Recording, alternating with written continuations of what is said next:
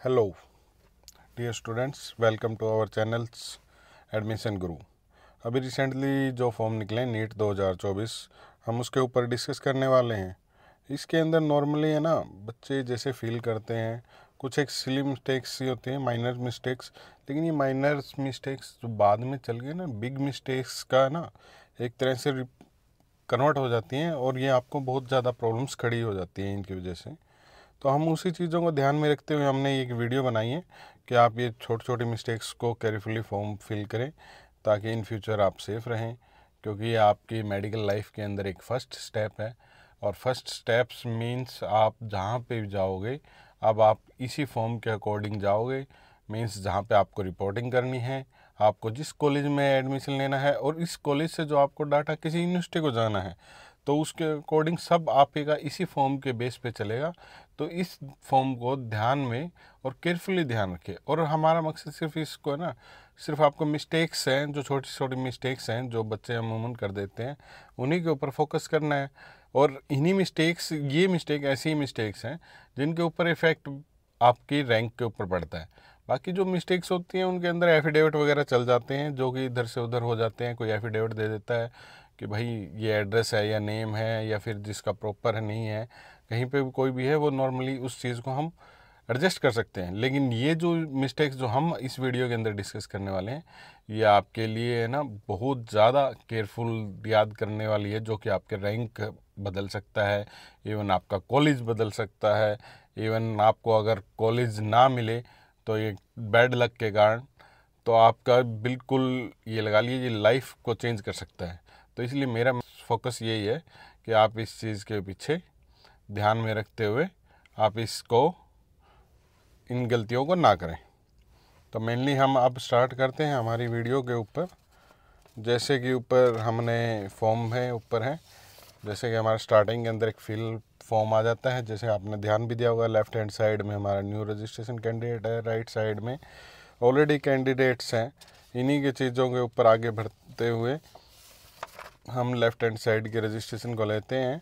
और जैसे ही हम हमारे ऊपर नेम, डेट ऑफ बर्थ और फादर नेम वगैरह जो आते हैं, इनके ऊपर है ना मेन तो इन्हीं चीज़ों को देखा जाता है। Date of birth, name, father name, ये आपका ठीक होना चाहिए। आपके अकॉर्डिंग टू आईडी जो होती हैं उसके अकॉर्डिंग मिलना चाहिए। आप मीन्स आधार कार्ड, अगर आपके पास कोई अदर आइडेंटिटी है, फ़ोटो आइडेंटिटी प्रूफ, लाइसेंस वगैरह जो भी है, समथिंग एल्स, उसके अकॉर्डिंग आपको मिलना चाहिए।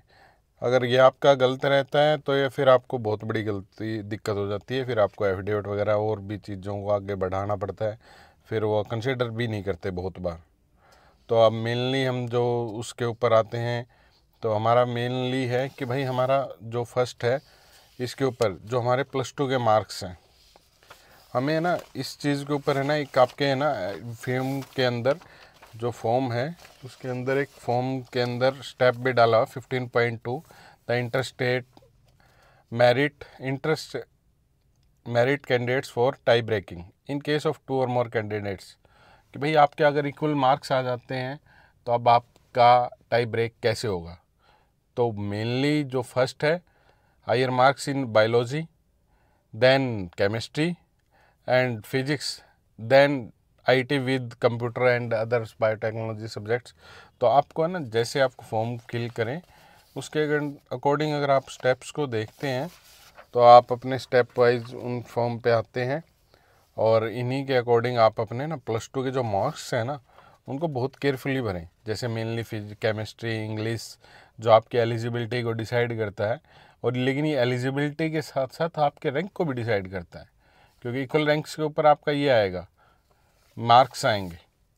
फिर अदर हम स्टेप पे जाते हैं तो आपके ऊपर आता है नेक्स्ट पे कैटेगरी ऑप्शंस। कैटेगरी ऑप्शंस में ना मेनली एससी, ओबीसी और ईडब्ल्यूएस। बहुत से कैंडिडेट ये सोचते हैं कि भाई हमारे पास ओबीसी कैंडिडेट है या ईडब्ल्यूएस के लिए ये मायने रखता है इनकम का जो कॉलम है जिसपे हम एनुअल इनकम आते हैं, एनुअल फैमिली इनकम। तो मेनली इस चीज़ को हम अगर देखें तो भाई एनुअल जो फैमिली इनकम है ना, ये सभी के लिए इम्पोर्टेंट है। इवन अदरवाइज आपको कोई स्कॉलरशिप लेनी है कॉलेज के अंदर, पोस्ट मैट्रिक स्कॉलरशिप टाइप में, तो आपके लिए बड़े मायने रखते हैं। तो इस चीज़ को आगे ध्यान में रखते हुए आपको ये ध्यान रखना है कि देखो ओबीसी वालों के लिए तो बहुत ज़्यादा मायने रखता है, ओबीसी और ईडब्ल्यूएस के लिए, बिकॉज़ आप किसी स्टेट में जाते हैं या फिर कहीं सेंटर के अंदर कॉलेज होता है तो उसके अंदर एक लिमिट होती है जो कि सेंटर के द्वारा 8 लाख रुपए, और मोस्टली स्टेट के अंदर आपको 6 लाख रुपीज़ एनुअली इनकम है। तो आप ये ध्यान रखें कि भाई आपका ये डिफरेंट ना हो, आप इसको जो आपका एक्यूरेट है उसको रखें। और कई बार गलती से है ना, बहुत से बंदे ये कह देते हैं कि भाई हमने ये हो गया, उसके बाद फिर क्रीमी लेयर और नॉन क्रीमी लेयर का फंडा आ जाता है जो कि आपको बहुत ज़्यादा दिक्कत करता है।